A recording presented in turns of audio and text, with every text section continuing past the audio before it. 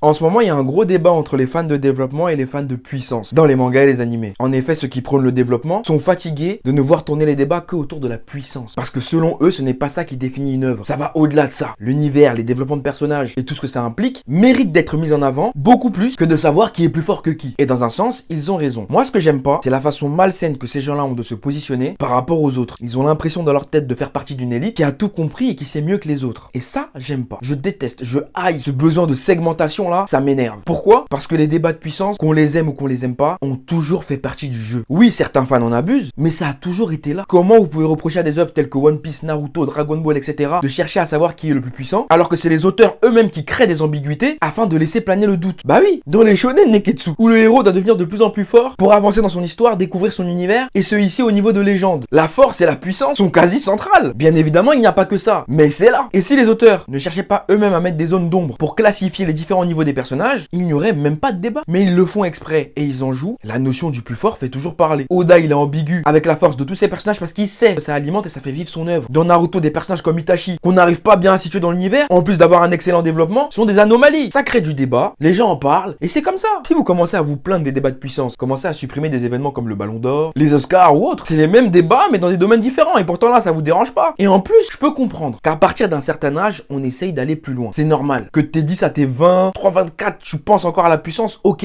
Mais normalement, plus t'évolues, plus tu grandis, plus t'essayes de voir plus loin. Si vous voyez des gens parler uniquement de puissance, c'est peut-être qu'ils sont dans l'âge où c'est encore intéressant pour eux. Et puis en vrai, est-ce que c'est réellement légitime de se prendre la tête pour des œuvres qui sortent chaque semaine dans des magazines de prépublication au Japon, que les gens lisent dans le métro, dans le bus, avant d'aller au travail, à l'école ou je ne sais où, et que ces mêmes magazines de prépublication, après avoir été lus, finissent où? À la poubelle. Combien de poubelles au Japon sont remplies de Shonen Jump? Vous croyez que eux, en un trajet de bus ou de métro, ils ont le temps de se poser des questions sur les liens entre les personnages, le développement des antagonistes, des anti-héros, etc. Ils en ont rien à faire. Ils lisent, ça leur plaît, c'est cool, ça leur plaît pas, le magazine finira quand même à la poubelle. Redescendez s'il vous plaît. Je dis pas qu'il faut laisser les débats de puissance à la poubelle, non, pour moi ça fait partie du jeu. Tout comme s'intéresser au développement est aussi important.